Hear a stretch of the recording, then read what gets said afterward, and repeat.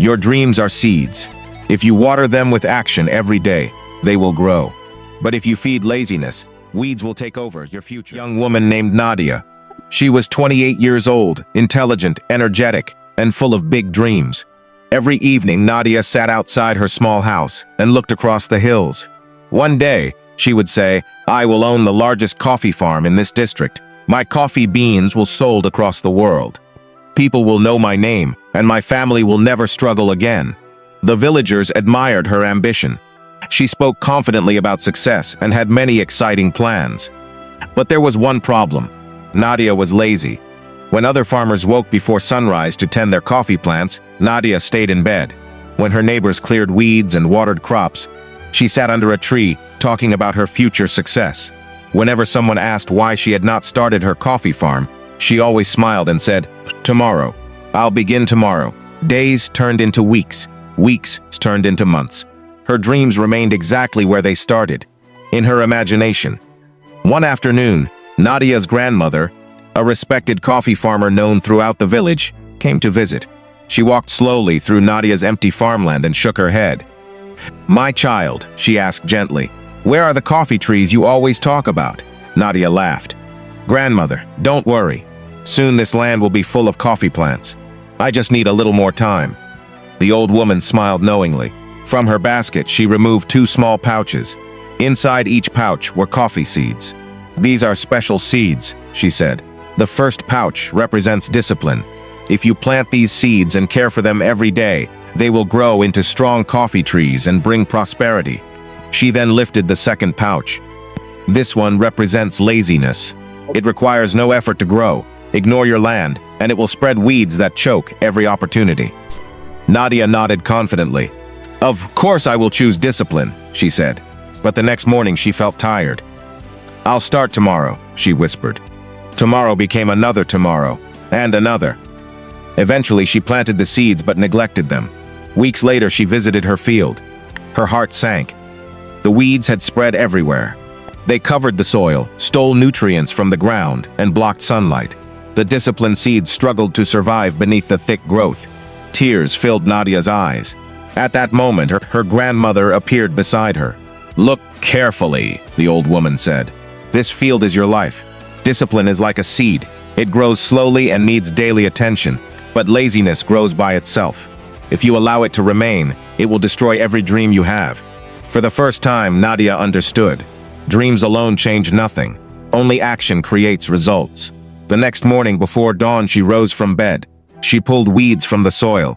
She watered the coffee plants. She worked through heat, rain, and exhaustion, day after day, week after week, month after month.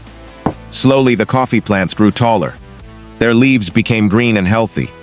Years later, Nadia owned one of the most successful coffee farms in the region. Buyers traveled from distant places to purchase her coffee beans. The young woman who once delayed everything became known as the woman who transformed discipline into success. And whenever young people asked for her secret, she smiled and said, "Your dreams are seeds. If you water them with action every day, they will grow. But if you feed laziness, weeds will take over your future." Big dreams are important, but dreams without action remain only wishes. Success belongs to those who work consistently, even when they do not feel like it. If you enjoyed this story, remember to like, subscribe, and share it with someone who has a dream waiting to grow. Allure. Self, when will my life finally begin? When will I have enough? The more she looked at others, the less grateful she became.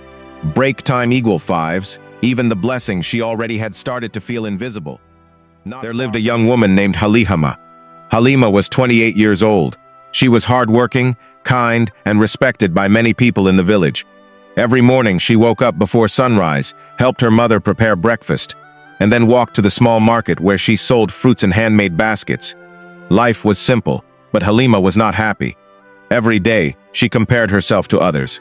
She saw her childhood friend driving a new car in the city and felt ashamed of her bicycle.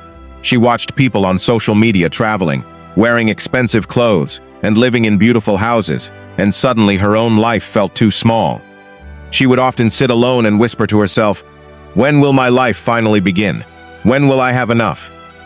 The more she looked at others, the less grateful she became. Break time equal 5s. Even the blessing she already had started to feel invisible. Not far from her home lived an old woman named Mama Sophia. She was over 70 years old and lived alone in a small clay house beside a large mango tree. Her roof was old, her chairs were broken, and her kitchen had only a few simple pots. Yet every single day, Mama Sophia smiled. She greeted everyone with warmth. She shared food with birds. She laughed with children. She thanked God for every sunrise. People often wondered, how can someone with so little be so peaceful? One afternoon, Halima finally decided to visit her. When she entered the small house, she looked around and said, "Mama Sophia, don't you ever feel sad living like this? You have almost nothing." The old woman smiled gently and poured tea into 2 old cups. "Sit first," she said. Halima sat quietly. "Break time 5s?" Then Mama Sophia asked, "If I gave you a mansion today, would your heart stay satisfied forever?" Halima laughed softly. "No. After some time, I would probably want something bigger." Mama Sophia nodded. "And if you bought your dream car tomorrow, would your mind stop asking for more?" This time, Halima was silent. The old woman looked outside at the mango tree and said, "That is the trouble with many people.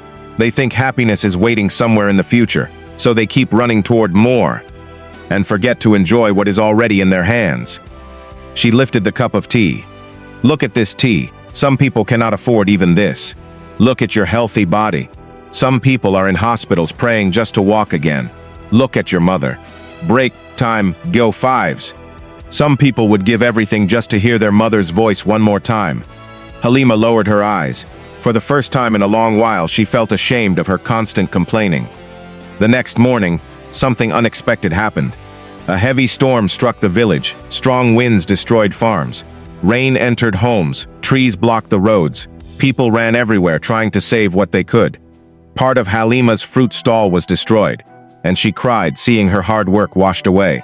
When the storm finally ended, the villagers came outside, tired and worried. Then they saw something surprising.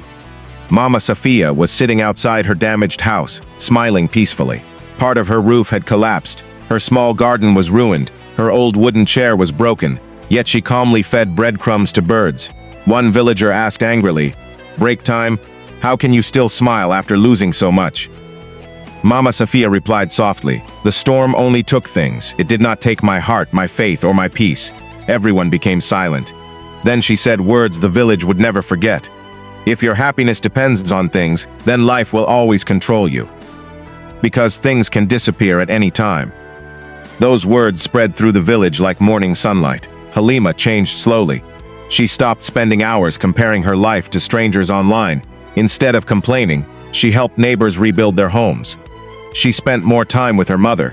She started appreciating small things: warm food, good health, hotter, peaceful sleep, and quiet sunsets. For the first time in years, her heart felt lighter.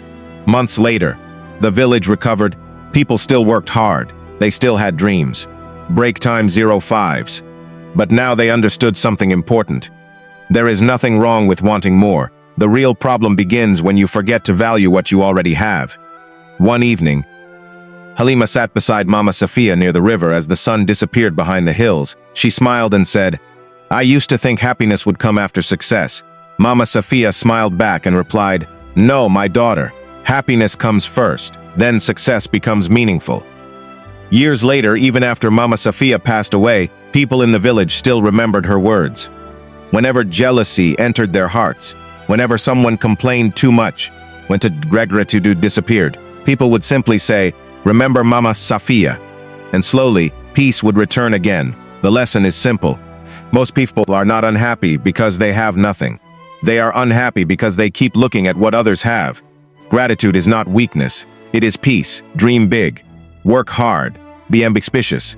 But never become blind to the beauty of your present life. Because one day, the things you take for granted today may become the things you miss the most tomorrow.